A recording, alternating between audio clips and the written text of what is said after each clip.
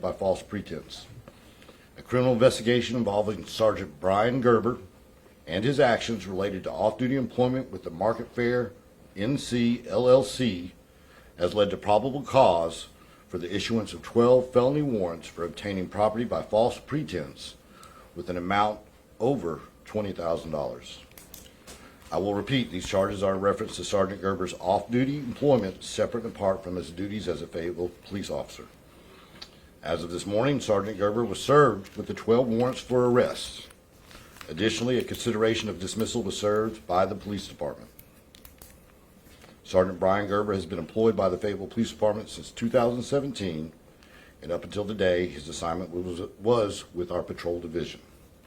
The purpose of this press release, is to assure our community that accountability and transparency are being exercised within the Fayetteville Police Department. We hold all employees, both sworn and non-sworn, to the highest legal and ethical standards. That's the end of my statement, and I'll entertain a few questions. So, Chief, you said he was employed.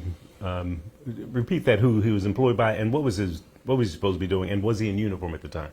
Yes, it was his off-duty job working with Market Fair NC LLC, and it was to provide police services in an off-duty capacity. As a security officer? As a police officer in an off-duty capacity. And he was in uniform while he was supposed to do that? He was supposed to be in uniform. And so these charges are because was he not there? Was he punching and saying he was there and was not there? How does that work? So there are some things, intricacies to the investigation that are still ongoing, and I'm not ready to reveal those points of the investigation at this point in time. Can you reveal how you learned of his alleged illegal activity? Again, part of the ongoing investigation and not information that I'm ready to release at this time. I gave as much as I can in this press release. You know, we talked about things that have come up in the past about what is their current, status, who are they, and again, I try to give as much information as I could in the initial press release here as not affect the ongoing criminal and administrative investigation. Is this the first officer since you've been police chief that you've had to fire? No, it's not the first I've had to fire. Well, I mean, for criminal charges. No, it's not. I think we're all aware that there's been 2 previous officers that were arrested for criminal activity during my tenure as the chief of police. And your feelings about that, officers are held to a higher standard. When something like this comes across your desk, what comes across your mind? So, and I'll say something that I've been saying to all the police officers across the department ever since the first officer was arrested. It's imperative that we have definitions that we can work with as police officers. The definition of ethics is one of those things. To me, the definition of ethics is the expectations or the code of conduct that's placed upon you based on your role, title, position, or profession. Okay? There are certain things that the average person can probably do or get away with that we can't allow our police officers to do or get away with. And once they cross that line and they break the law, that is definitely not something we can allow them to get away with. Do you have any suspicions that other officers in the department may have been involved? Not a part of this internal investigation, no. But again, we stay vigilant to make sure that our supervisors stay on top of the actions and activities of our officers to correct behaviors before they become unethical or illegal. Go ahead. Why is it so important for you as chief, since becoming chief, to let the community know that you're holding these people accountable within your own department? Well, as we know, there's been calls in this community itself at council meetings and other forums across the board that this department requires civilian oversight.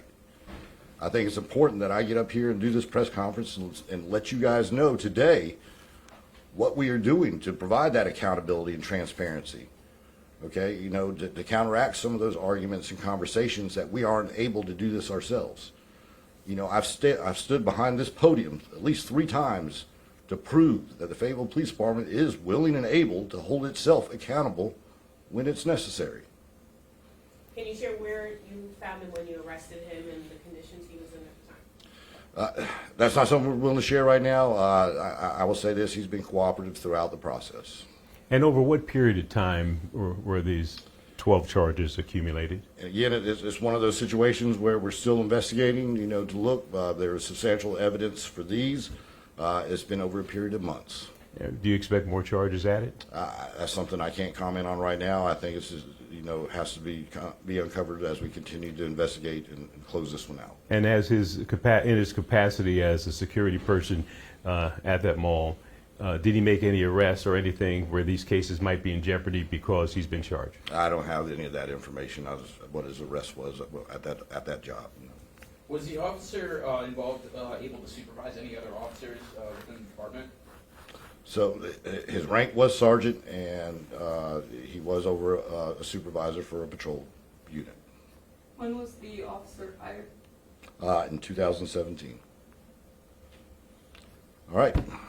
Well, so, Chief, you said you're starting the process for dismissal. So he is still employed with the police department right now, or has he been dismissed? So again, like with any process, that COD has been issued, and it will go through the finalization through his personnel. And so is he without pay? What is his status right now?